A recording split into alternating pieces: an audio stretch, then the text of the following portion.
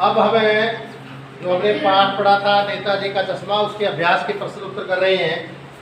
प्रश्न नंबर 1 है कि सेनानी न होते हुए भी चश्मे वाले को लोग कैप्टन क्यों कहते हैं? यानी कि वो सेना में नहीं था, फौज में नहीं था, उसके बावजूद भी लोग उसको कैप्टन क्यों कहते थे? या फिर इस तरह भी आ सकता है प्रश्न, कैप्टन चश्मे वाले का चित्रांकन कीजिए। चित्रांकन का मतलब उसकी चरित्र में क्या क्या विशेषता दिखाई दी, या फिर कैप्टन के चरित्र की विशेषता बताइए।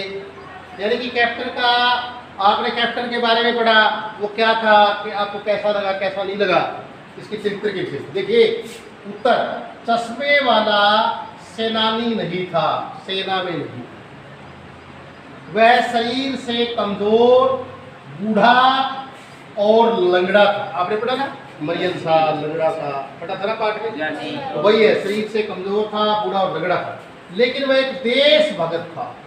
उसे नेताजी की मूर्ति बिना चश्मे की अच्छी नहीं लगती, देशभक्त, इसलिए उस पर चश्मा लगा देता था। उसकी इसी देशभक्ति की भावना को देखकर लोग उसे कैप्टन कहते, लोग इसीलिए कैप्टन कह रहे थे। प्रश्न नंबर 2, मूर्ति पर सरकंडे का चश्मा क्या उम्मीद जताता है? जो सरकंडे का चश्मा लगाया हुआ था किसी बच्चे ने, वो क्या उम्मीद जताता है? मूर्ति पर सरकंडे का चश्मा यह बताता है कि लोगों में अभी भी देश प्रेम की भावना जिंदा है, वो मरी नहीं है। उनमें देश के नेताओं के प्रति आदर सम्मान की भावना है, ये बात उसमें दिखाई जा रही है।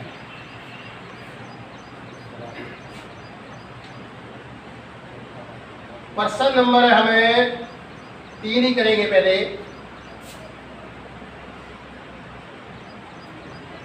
पान वाले का एक रेखा चित्र प्रस्तुत कीजिए। यानी पान वाला जैसे कैसे आपको दिखाई दिया, पान वाले के बारे में हमने क्या क्या पढ़ा, उसकी विशेषता क्या थी, उसका वर्णन करना है, उसके चरित्र की 2 विशेषताएं बतानी थी।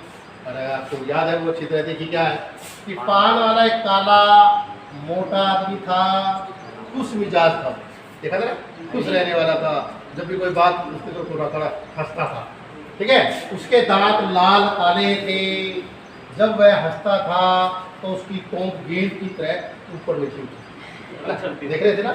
हाँ, उसके पास कस्बे की सारी जानकारी होती थी, वह मन का अच्छा था, कैप्टन का मजाक उड़ाता था, पर कैप्टन की मृत्यु पर वो क्या था, दुखी भी था।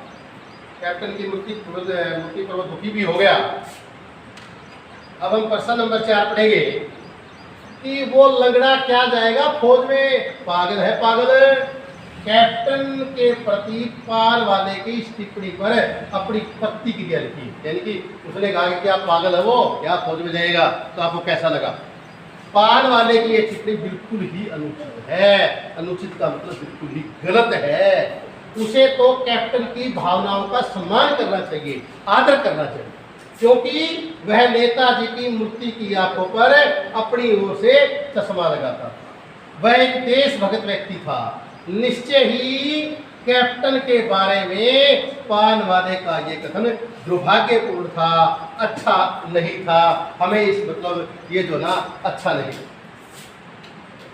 अब प्रश्न नंबर जो 5 है, प्रश्न नंबर 5, नेताजी का चश्मा कहानी का क्या संदेश है? या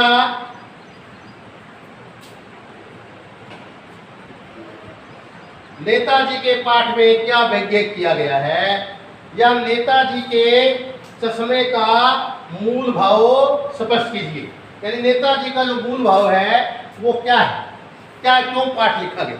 बहुत आसान है, एक इंपॉर्टेंट प्रश्न है ये। इस पाठ का उद्देश्य देश प्रेम का वर्णन करना है। ये कह रहा है कि देश प्रेम का संबंध मन की भावना से है। देशभक्ति के लिए न तो फौजी होना जरूरी है, न शरीर से शक्तिशाली होना। कोई भी मनुष्य, चाहे वो बच्चा हो या बूढ़ा हो, देश प्रेमी हो सकता है। इस कहानी का यह संदेश भी है कि हमें अपने देशभक्तों का सम्मान करना चाहिए। यह कार्य देश का अमीर और गरीब दोनों कर सकते हैं। इसको अच्छी तरह थोड़ा सा इसको दिखा, अच्छी तरह कट गया ये, इधर करो थोड़ा सा इसको, हाँ बिल्कुल। नेताजी का चश्मा पाठ का मूल भाव स्पष्ट करिए। इस बस ये दिखाई दे रहा है सबको, ये आप अच्छी तरह इसको लिख सकते हैं।